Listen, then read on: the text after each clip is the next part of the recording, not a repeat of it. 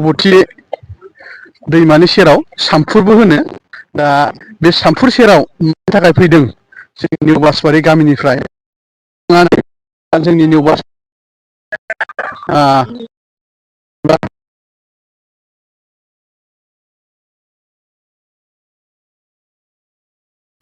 राजाफोरखौ लानानै फैदों।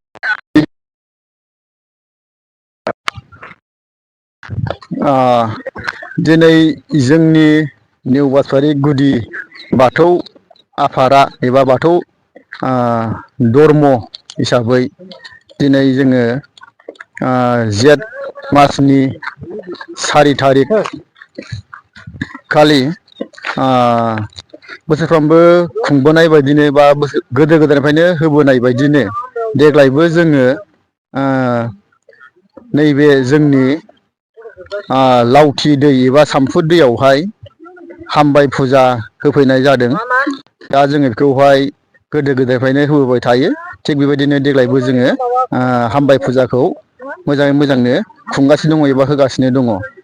मानि थाखाय होदों होनना बुङोब्ला गोदो गोदायनिफ्रायनो जोंहा फोथायनाय दङ बोसोर गोदानाव एबा बोसोराव खेबसे बे बासानि फुजाखौ होनाय जायो।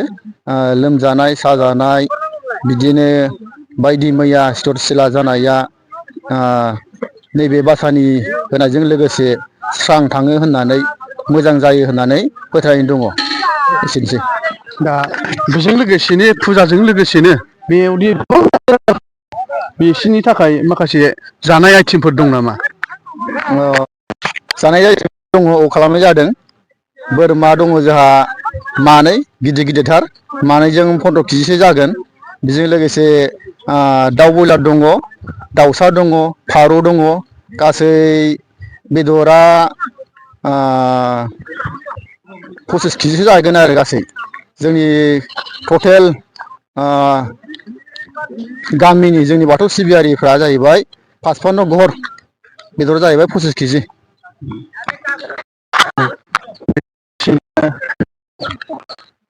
गोबां मानसि गामिनि गासिबो मानसिफ्रा फैयो बोसोरफ्रोम बे नेमखान्थिया दं नालाय बेखौनो बुंनानै आङो दोनथ'नोसै। नोंथांमोनहा माखासे दाहाय बासानि हरनायखौ नुनो मोनगोन। दाहाय दिन्थिनाय जागोन आं नोंथांमोननो।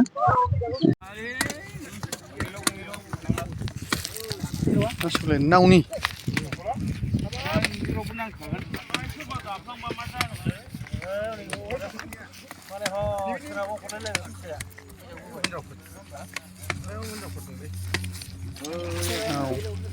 बेहा गंसे नैबेहाबो गंसे।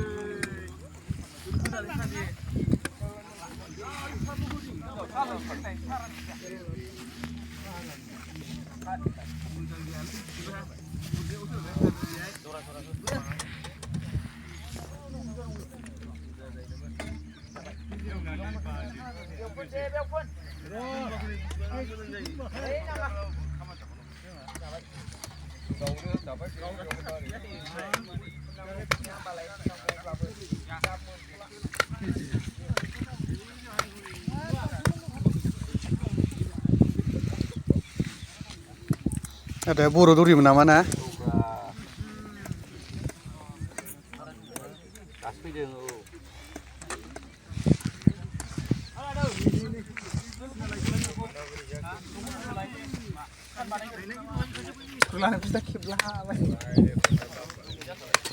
निसान बानायदों।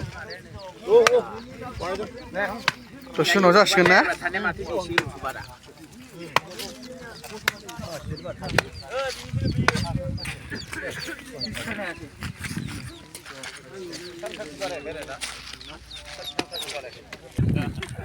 ओंखाम दोनग्रा बे आदा बोरमा आराम साफा खालायनाय। बे दै गुदुंजोंलाय मा खालामदों आदा? बोरमा सोमगोन। नैबेलाय ओंखाम दालि आरो बे सारायावलाय? साराया रुख'दों मैला। मैला थायोना ना माराम खानाय हाब नैबे गेसजोंबा मा खालामलायखोलै साहा फुदुंदों बिराद गोथाव जाबाय साहाया माबायदि नायलाय बरिया जाखाबाय गालाया बिस्कुट लायलाय